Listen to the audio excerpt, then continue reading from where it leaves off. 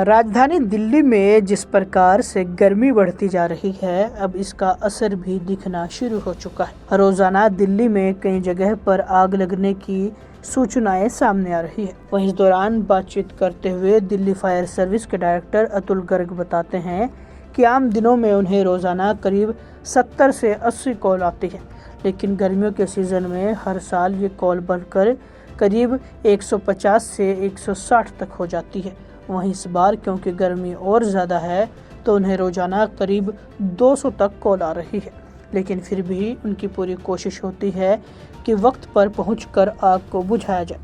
बता दें कि वहीं इस बार दिल्ली फायर सर्विस ने भी खास तैयारी की है। वहीं अपने सभी कर्मचारियों की छुट्टियां भी रद्द कर दी। खासकर दिल्ली विवेक विहार में बच्चों के साथ हुए हादसे के बाद तो विभाग और भी ज़्यादा सतर्क हो गया। बातचीत करते हुए वे बताते हैं कि दिल्ली फायर सर्विस विभाग में रोबोट और वाटर टावर का भी इस्तेमाल किया जा रहा है। इसके साथ दिल्ली की संकरी गलियों तक अपनी पहुंच बनाने के लिए वे छोटे वाहन भी मंगवा रहे हैं। इसी के साथ वे लोगों से भी अपील करते हैं कि आग लगने पर तुरंत इसकी सूचना दिल्ली फायर सर्विस को दे, उसके बाद आग बुझाने की आप कोशिश करें, क्योंकि कई बार लोग खुद आग बुझाने की कोशिश करते हैं और जब उसमें कामयाब नहीं होते तो दिल्ली फायर सर्विस को कॉल करते हैं। ऐसे में देरी होने की वजह से नुकसान और ज़्यादा बढ़ जाता है। देखिए, ये फायर की कॉल हर गर्मी में आती है। अगर आप 20 साल का भी पुराना डेटा हम देखेंगे, सर्दियों में कॉल 70 से 80 आती है और गर्मियों में ये कॉल करीब 150-60 हो जाती है। इस बार क्योंकि गर्मी बहुत पड़ रही है, टेम्परेचर भी आप देखें तो अनप्रेसिडेंट है, तो इसलिए कॉल भी 200 से ऊपर हो गई है। ये हमारे एक SOP है, बना हुआ है हर साल, क्योंकि ये प्रॉब्लम होती है कि हम जो है मैन पावर की जो ज़्यादा से ज़्यादा मैन पावर रहती है, छुट्टियों को हम रिस्ट्रिक्ट कर देते हैं। जितनी भी गाड़ियाँ हैं उनकी पूरी कहते हैं ना मेंटेनेंस जो होती है ईयरली, उसको सब मार्च में हम लोग कंप्लीट कर लेते हैं, जिससे कि मैक्सिमम व्हीकल अवेलेबल हो। क्योंकि एक दिन में 200 कॉल को अटेंड करना, गाड़ी जाना आना काफ़ी बड़ा चैलेंज होता है। दूसरा, हम लोगों ने बहुत सारे ऐसे इक्विपमेंट भी खरीदे हैं जो दिल्ली फायर सर्विस ने इंडिया में पहली बार खरीदे। उसमें रोबोट्स है, वाटर टावर्स हैं, छोटी गाड़ियाँ हैं जिन पे हम हाई प्रेशर सिस्टम बना रहे हैं। तो ऐसे जो भी नया सामान आता है या नई टेक्नोलॉजी आती है उसको हम तुरंत अडॉप्ट करते हैं, उसको लेते हैं। ड्रोन भी हमने खरीदा था। ये ये फायर फाइटिंग ड्रोन नहीं था, सर्विलेंस जॉइंट का ड्रोन था, पर हमने खरीदा था कि इसको यूज़ ज़रूर करेंगे, कैसा होगा। तो इसी तरह से सारी तैयारी की जाती है। लेकिन चैलेंजिंग क्या आते हैं सामने, क्योंकि गर्मी लगातार, तापमान जिस तरीके से बढ़ता है, ऐसे में आग लगने की घटनाएं भी ज़्यादा बढ़ जाती हैं। देखिए, चैलेंज तो फायर कॉल में जो चैलेंज होते हैं वो चाहे गर्मियों और सर्दियों में सेम चैलेंज है। और मैं आपके माध्यम से ये कहना चाहूँगा, मेरे को एक अच्छा मौका मिल गया है। जैसे कि आप विवेक विहार वाली अगर फायर को भी देखेंगे, अभी तो आज पेपर में आया कि उन्होंने हमें बुलाया ही करीब 35 से 40 मिनट बाद है। तो ये प्रॉब्लम पहले भी आती है। तो मेरा ये कहना है आपके माध्यम से सारे दर्शकों को कि आप अगर कभी भी फायर कॉल होती है, सबसे पहले अपने को सुरक्षित स्थान पर ले जाएं और फायर ब्रिगेड को इन्फॉर्म कर दें।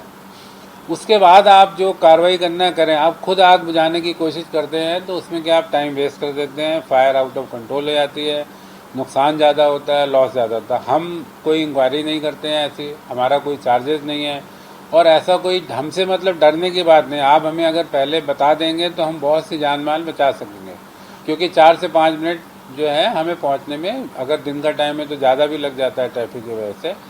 दूसरा, एक और बहुत बात मैं कहना चाहूँगा, ये सब जगह प्रॉब्लम आ रही है आजकल, ये चलन सा हो गया है। जब भी फायर कॉल होती है फायर पे जाते हैं, क्योंकि फायर आपने हमें दी, हमें 5 से 7-8 मिनट लगते हैं पहुँच, तब तक वहाँ भीड़ जमा हो जाती है, वो लोग सब वीडियो रील बना रहे होते हैं और हमें रास्ता मिलता नहीं है।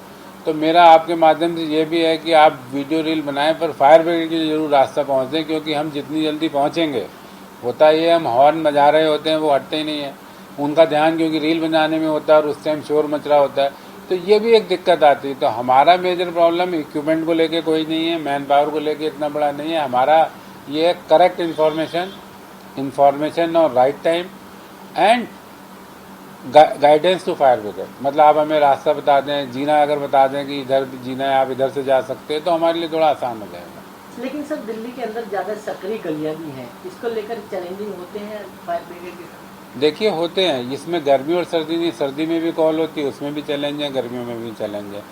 क्योंकि वहाँ पे क्या होता है कि आप गाड़ी अंदर नहीं ले आ सकते, आपको बिल्डिंग के स्ट्रक्चर का नहीं पता है, आपको बिल्डिंग के अंदर क्या हो रहा है ये नहीं पता, नीचे घर है, ऊपर फैक्ट्री है, फिर गोडाउन है, उसमें सिलेंडर भी हैं, उसमें केमिकल्स भी हैं, और आसपास कोई पानी का सोर्स भी नहीं होता है, और सारी बिल्डिंग बिल्कुल मिली हुई होती है। अगर एक बिल्डिंग में आग लगी और उसमें कोई ऐसी ज्वलनशील चीज़ हुई, कोई पेट्रोलियम टाइप का प्रोडक्ट हुआ, तो बगल वाली बिल्डिंग में भी आग पहुंचने के चांस ज़्यादा रहते हैं।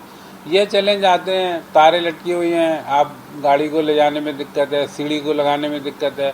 These are the challenges, and these challenges not in Delhi, all over India जो ओल्ड सिटीज़ हैं वो सभी जगह आती होंगी, आई बिलीव। सर कितनी मैन पावर है अगर फायर सर्विस की बात करें? फायर सर्विस के बाद टोटल अराउंड 3000 पीपल हैं। किस तरीके का वर्क होता है कि अगर बात करें तो?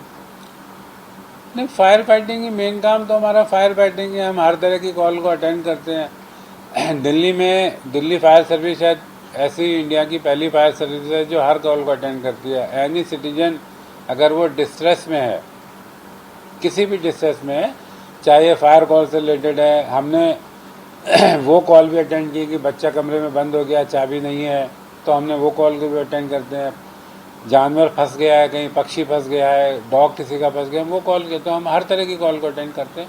वहीं दिल्ली फायर सर्विस में कार्यरत राजेश शुक्ला बताते हैं कि जहां पर दिल्ली फायर सर्विस के कर्मचारी नहीं पहुंच पाते, वहां पर वे रोबोट को पहुंचाते हैं। वे कहते हैं कि जितने उपकरण उनके पास है उनका भरपूर वे उपयोग करते हैं, और उनकी कोशिश रहती है कि कम से कम समय में आग पर काबू पाया जा सके और जितना हो सके नुकसान कम हो। इसी के साथ वे ये भी अपील करते हैं कि लोगों को भी सतर्क होने की ज़रूरत है। एक होता है नॉर्मल जो रेगुलर अप्लायंसेस है।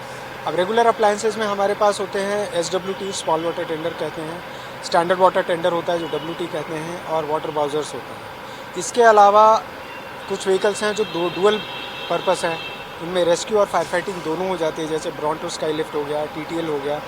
ये बिल्कुल ही दोनों स्पेशलाइज्ड यूनिट में। अब AWT आपने देखा, आर्टिकुलेटेड वाटर टावर देखा आपने।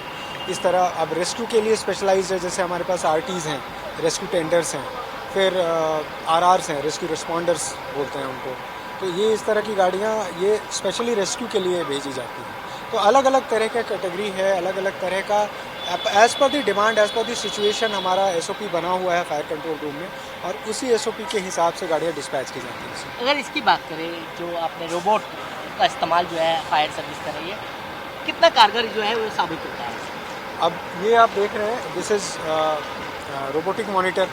अब जहाँ पे इंसान की लिमिटेशंस हैं वहाँ पे हम इसको इसको आगे कर सकते हैं। जहाँ पे एक्सप्लोजन या रिस्क ऐसा है,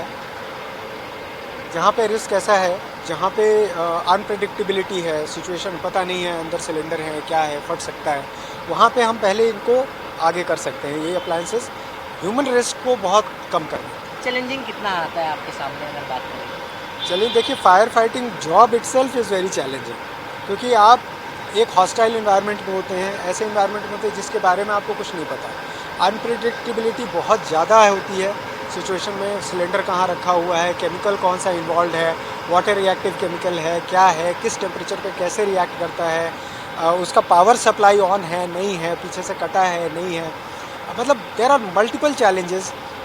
जो लिक्विड्स इन्वॉल्व हैं वो किस नेचर की हैं, ऑयल्स है नहीं है, क्या टेम्परेचर है उनका, ये सारे ही चैलेंजेस हैं। अभी कितनी कॉलें आ रही हैं आपके फायर सर्विस के साथ? अभी 150 से 200 के बीच में कॉलें आ रही हैं। इक्विपमेंट प्रॉपर है आपके पास? जो इक्विपमेंट्स हैं उनका तो भरपूर इस्तेमाल कर ही रहे हैं। इसी के साथ आपकी और हमारी भी ये जिम्मेदारी बनती है कि ऐसे मौसम में, खासकर जब गर्मियाँ बढ़ गई है और हमें पता है कि आग की घटनाएं बढ़ती जा रही है, तो हमें भी थोड़ा सतर्क होने की ज़रूरत है। अपने घर में लगी पुरानी वायर को बदलवाना चाहिए ताकि इन हादसों को कम किया जा सके, क्योंकि इनमें ज़्यादातर हादसों का कारण शॉर्ट सर्किट ही सामने आता है। दिल्ली से कमल कुमार कंसल की report, the summer news, Delhi.